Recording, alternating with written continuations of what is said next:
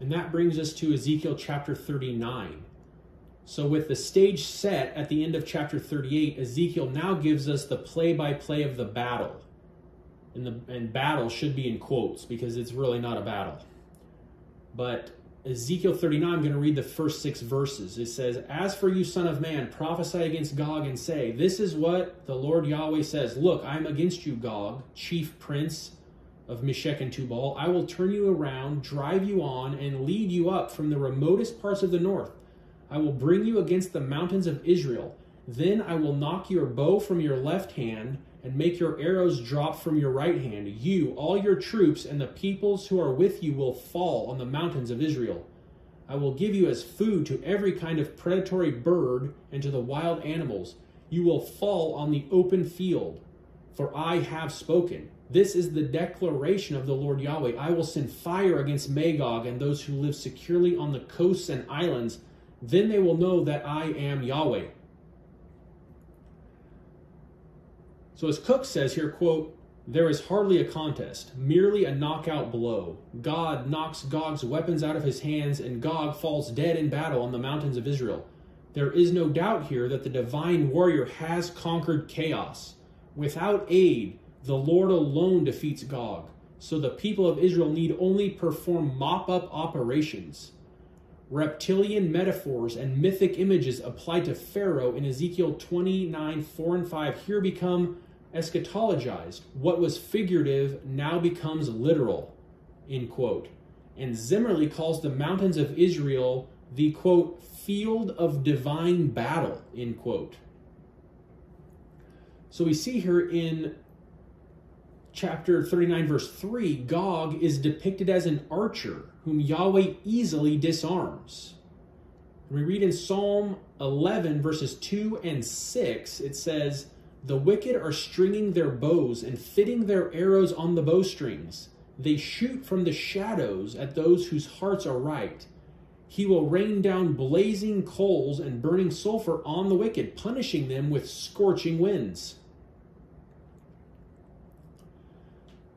So, in the ancient West Semitic world, there was a god named Resheph. And in the Ugaritic ritual text, Resheph was an underworld deity and gatekeeper of the netherworld. Resheph was also the lord of battle and disease, which he spread with his bow and arrows. And the Dictionary of Deities and Demons says, quote, "The textual occurrences of this god are chiefly concentrated in Cyprus. Here we find traces of the ancient Ugaritic tradition of the archer god, which merged with the figure of an archaic local Apollo," end quote. And in Homeric tradition, Apollo was also a plague god. So what we're going to do here is we're going to connect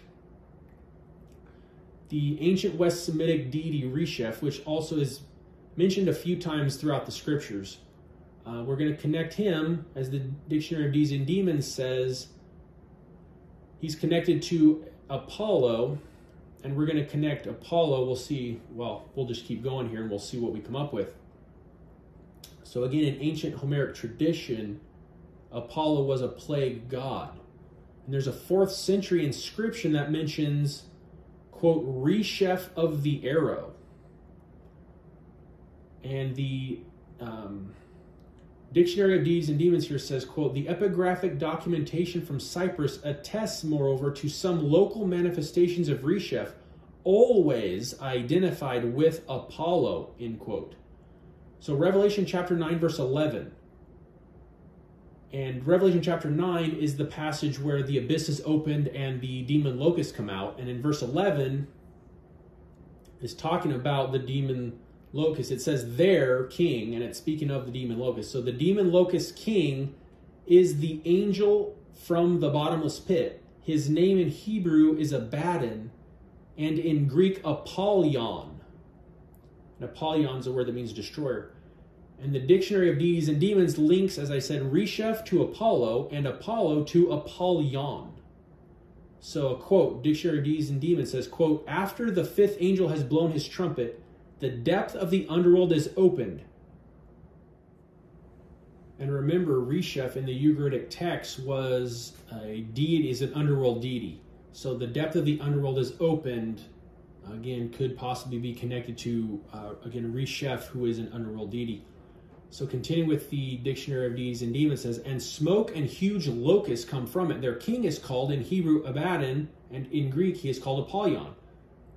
This Greek expression is also an allusion to the Greek god Apollo, who is a god of pestilence and destruction, end quote. So by referring to Gog as an archer, Ezekiel provides us with another link between Gog, the king of the locusts, and Apollyon or Apollo, the king of the abyss in Revelation 9. And this language in verses 1 through 6 of Ezekiel 39 reminds me of Goliath's end. We read in 1 Samuel 17, 44 through 47, it says, the Philistine said to David, come to me, and I will give your flesh to the birds of the air and to the beasts of the field. David replied to the Philistine, you come to me with sword, spear, and javelin, but I come to you in the name of Yahweh of heaven's armies, the God of the armies of Israel, whom you have defied. This day Yahweh will deliver you into my hand, and I will strike you down and cut off your head. And I will give the dead bodies of the host of the Philistines this day to the birds of the air and to the wild beasts of the earth, that all the earth may know that there is a God in Israel, and that all this assembly may know that Yahweh saves not with sword and spear, for the battle is Yahweh's, and he will give you into our hand. So that's very reminiscent, again, of the Gog prophecies that we've looked at throughout Ezekiel. And very interestingly, there's also dragon language attached to Goliath, just as there's dragon language connected with Gog.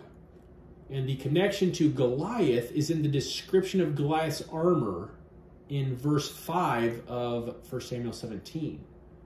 Because the word in the Hebrew that's used in describing Goliath's coat of mail is the Hebrew word for scales. And it's the word that's used of the dragon, again, in Ezekiel 29, verse 4. The same verse that speaks of Yahweh putting hooks in his jaws, which, as we've said, is the other place this phrase is used besides here in Ezekiel with Gog. So the slaying of Goliath and the Philistine host is linked with the slaying of Gog the dragon and his horde. It's very interesting because, again, David says that he's going to he's going to give the host of the dead Philistine army to the birds and beasts. And David also says that the battle is Yahweh's, and it's Yahweh who defeats Gog. It's not the armies of Israel. So verses 9 and 10, continuing here, it says, then the inhabitants of Israel's cities will go out, kindle fires, and burn the weapons, the small and large shields, the bows and arrows, the clubs and spears. For 7 years they will use them to make fires.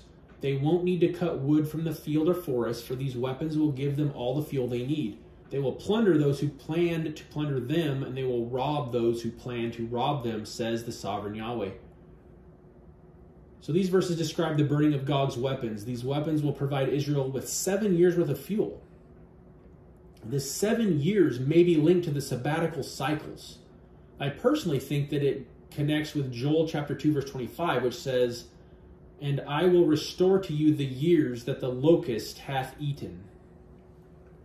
And Cook says here, quote, the motif of reversal of Gog's and Israel's fortunes is hard to miss. Gog had launched his attack on an Israel living securely. Now God's fire comes upon a Magog homeland living securely, that is, complacently on far-off coasts. Whereas Gog invaded Israel to loot and plunder, so now Israel loots its looters and plunders its plunderers. There is obvious poetic justice here, as well as an echo of the Exodus, during which Israel plundered the Egyptians.